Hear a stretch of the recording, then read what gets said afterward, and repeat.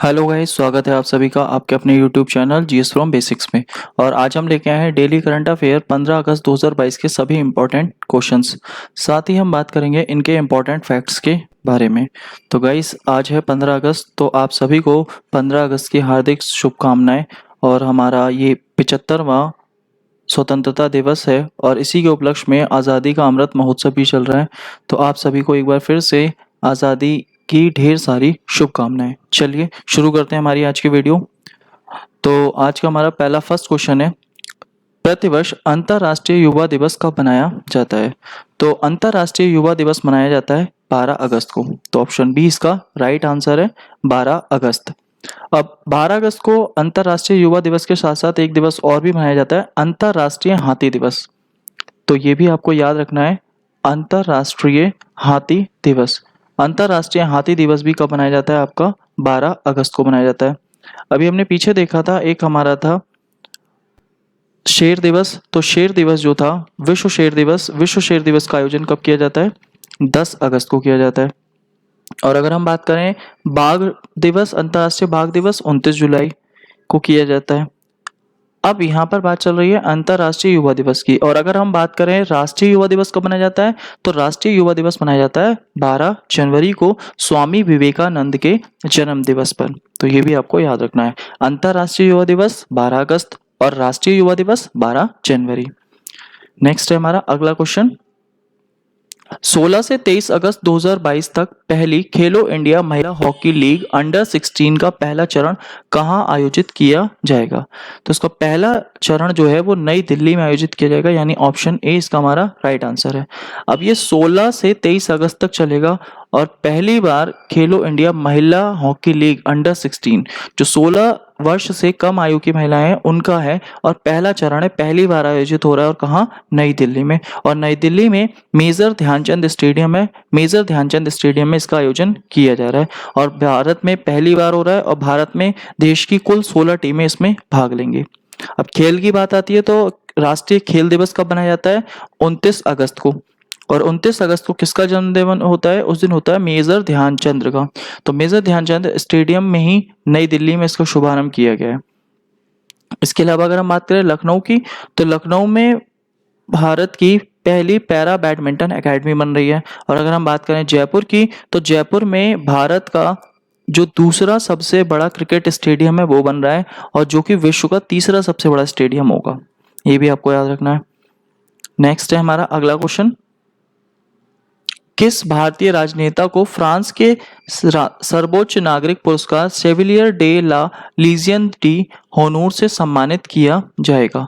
अब किसे सम्मानित किया जाएगा? तो इसमें ऑप्शन हो जाएगा, ऑप्शन है हमारा सी, शशि थरूर।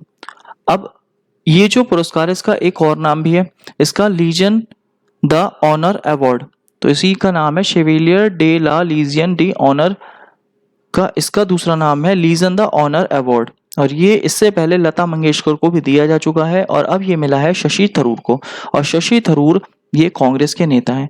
ये पुरस्कार नेपोलियन बोनापार्ट के द्वारा शुरू किया गया था 1802 ईस्वी में। और अगर हम बात करें फ्रांस की, तो फ्रांस की राजधानी है पेरिस। और फ्रांस में ही अभी हमारा कांस फिल्म फेस्टिवल का भी आयोजन किया गया था, जिसमें भारत की तरफ से दीपिका पादुकोण जूरी मेंबर थी।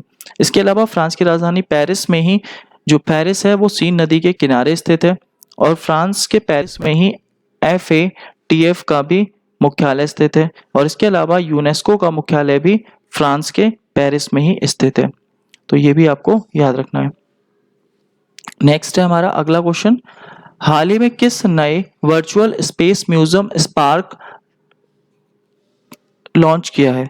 तो ये किसने लॉन्च किया है? ये इसरो द्वारा लॉन्च किया गया है, और इसरो द्वारा ये कर्नाटक में लॉन्च किया गया है। और अगर हम बात करें इसमें होगा क्या, इसमें जो जितना भी इसरो के अचीवमेंट हैं उसके लिए एक म्यूजियम बनाया गया है। म्यूजियम में सभी अचीवमेंट्स के बारे में बताया जाएगा, जैसे चंद्रयान प्रथम हो गया, चंद्रयान द्वितीय हो गया, और मंगल मिशन हो गया, या जितने भी हमारे अब तक के अंतरिक्ष मिशन हैं उन सभी के बारे में इसरो के म्यूजियम में इसमें दिया जाएगा।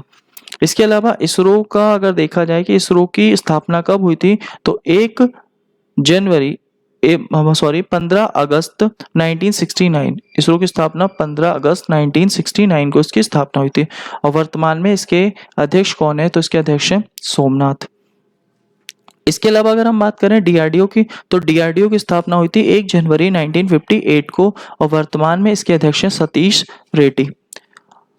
और इसके अलावा हम बात करें नीति आयोग की, तो नीति आयोग की अगर हम बात करें, इसकी स्थापना हुई थी 1 जनवरी 2015 को और वर्तमान में इसके अध्यक्ष हैं हमारे प्रधानमंत्री नरेंद्र मोदी जी।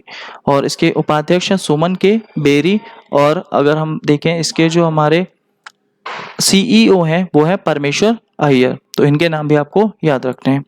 नेक्स्ट है हमारा अगला क्वेश्चन, भारत और किस देश के बीच द्विपक्षीय युद्धाभ्यास उदार शक्ति आयोजित किया जाएगा? तो द्विपक्षीय जो है युद्धाभ्यास उदार शक्ति, तो उदार शक्ति का जो आयोजन होगा ये मलेशिया के साथ किया जाएगा। तो ऑप्शन ए उदार शक्ति मलेशिया के साथ। अमेरिका के साथ अगर हम बात करें तो अमेरिका के साथ हमारा युद्धाभ्यास है वज्र प्रहार। इसके साथ आपको याद रखना है वज्र प्रहार। और वज्र प्रहार के साथ साथ एक और भी याद रखना है युद्ध अभ्यास। युद्धाभ्यास जो है ये भी है।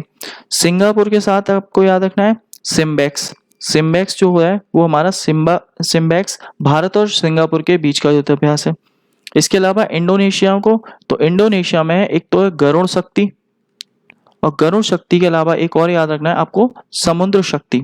तो गरुड़ शक्ति और समुद्र शक्ति ये दोनों अभ्यास इंडोनेशिया के साथ चलते हैं। तो ये भी शक्ति है, ये भी शक्ति है और ये भी शक्ति, लेकिन ये उदार शक्ति मलेशिया, गरुड़ शक्ति इंडोनेशिया, समुद्र शक्ति इंडोनेशिया। इसके अलावा अगर हम बात करें शक्ति, तो शक्ति हमारा फ्रांस के साथ होता है। और अगर हम देखें मित्र शक्ति, तो मित्र शक्ति होता है ये श्रीलंका के साथ में। तो ये कई तरह के इसमें हमें देखने को मिलते हैं। तो अलग अलग युद्ध अभ्यास हैं, ये सभी इंपॉर्टेंट है। नेक्स्ट है अगला, हाल ही में कौन US heritage wall of fame पर जगह पाने वाले पहले भारतीय सामाजिक मनोवैज्ञानिक बने हैं? तो कौन बने हैं? तो ये बने हैं प्रोफेसर रामधर सिंह। तो ऑप्शन सी इसका राइट आंसर हो गया, प्रोफेसर रामधर सिंह।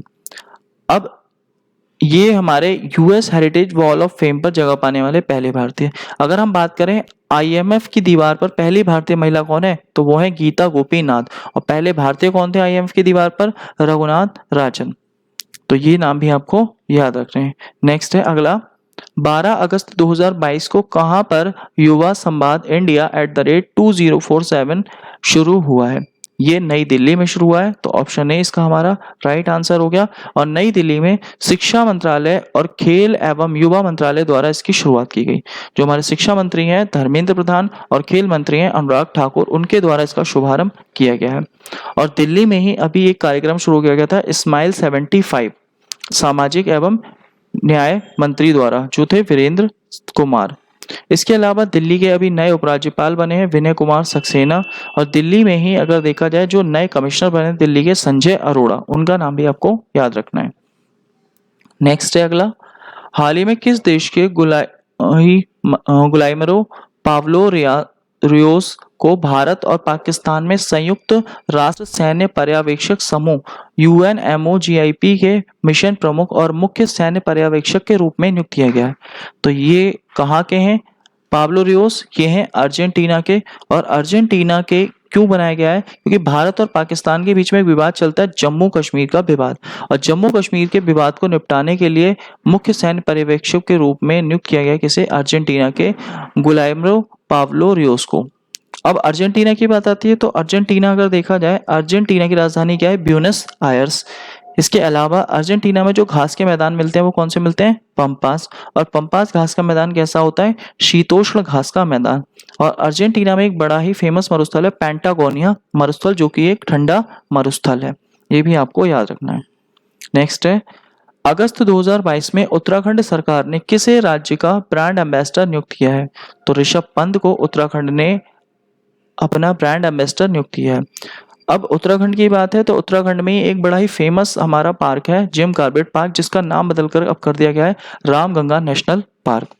इसके अलावा उत्तराखंड के रानीखेत में अभी हिमालयी मसालों का उद्यान भी खोला गया है, तो वो भी हमारा उत्तराखंड में ही है। इसके अलावा अगर हम ब्रांड एम्बेसडर की बात करें तो उत्तर प्रदेश में भी एक जिला एक उत्पाद की ब्रांड एम्बेसडर बनी है कंगना रनौत। इसके अलावा राजस्थान में बेटी बचाओ और बेटी पढ़ाओ की जो ब्रांड एम्बेसडर है वो है अवनी लेखरा। तो इनके नाम भी आपको याद रखने हैं। नेक्स्ट है हमारा 16 अगस्त 2022 को किस राज्य सरकार द्वारा जीएसटी चोरी पर अंकुश लगाने के लिए लक्की बिल ऐप लॉन्च किया जाएगा। तो ये लक्की बिल ऐप केरल में किया जाएगा और किस पर, जीएसटी की चोरी पर अंकुश लगाने के लिए। अब ये ऐप बनेगा कि अगर कोई भी जीएसटी का पक्का बिल नहीं देता तो उसको आपको फोटो खींच के इस ऐप पर अपलोड करना होगा और आपको उसके बिहाफ पर पुरस्कार भी दिया जाएगा। अब केरल की बात है और जीएसटी की बात आती है तो पहले जीएसटी की हम बात करते हैं। जीएसटी जो थी, जीएसटी अगर देखा जाए ये एक अप्रत्यक्ष कर है और जो समवर्ती सूची पर लगता है। और ये कौन से संविधान संशोधन, 101वां संविधान संशोधन द्वारा लाया गया था। और कब से लागू हुआ, ये 1 जुलाई 2017 से लागू हुआ, इसीलिए 1 जुलाई को मनाते हैं जीएसटी दिवस। इसके अलावा अगर हम बात करें जीएसटी परिषद कौन से आर्टिकल में आती है, तो जीएसटी काउंसिल यानी जीएसटी परिषद 279A के अंतर्गत आती है। जीएसटी कौन किसकी सिफारिश पर लाया गया था, तो विजय केलकर समिति की सिफारिश पर लाया गया था। तो विजय केलकर समिति का नाम भी आपको याद रखना है। इसके अलावा अगर हम केरल की बात करें तो केरल का अपना खुद का एक ओटीटी प्लेटफॉर्म है सी स्पेस। और इसके अलावा केरल की अपनी खुद की एक टैक्सी है, उन्होंने शुरू करी है केरल साबरी नाम से। तो केरल साबरी टैक्सी है इनकी। और अगर बात करें कि केरल ने अपना खुद का इंटरनेट भी डेवलप करा जिसके लिए उसने के फोन प्रोजेक्ट भी चलाया। तो ये सभी बातें आपको याद रखनी है केरल से संबंधित। तो ये थे हमारे आज के सभी इंपॉर्टेंट क्वेश्चन। और हमारी लास्ट वीडियो का सवाल है, हाल ही में कर्नाटक सरकार ने किसे कर्नाटक रत्न अवार्ड से सम्मानित किए जाने की घोषणा की। तो इसका आंसर था पुनीत राजकुमार। और हमारा आज का सवाल है, 12 से 14 अगस्त 2022 तक किस राज्य में नेशनल स्पोर्ट्स क्लाइंबिंग प्रतियोगिता 2022 का आयोजन किया जाएगा। इसका आंसर आपको हमारे कमेंट बॉक्स में देना है। साथ ही आज की पीडीएफ फाइल आप हमारे टेलीग्राम ग्रुप, व्हाट्सएप ग्रुप या डिस्क्रिप्शन बॉक्स में लिंक दिया हुआ है, आप वहां से भी डाउनलोड कर सकते हैं। और गाइस अगर वीडियो अच्छी लगे तो प्लीज वीडियो को लाइक करें, शेयर करें, कमेंट करें और चैनल को सब्सक्राइब करें। Thank you guys.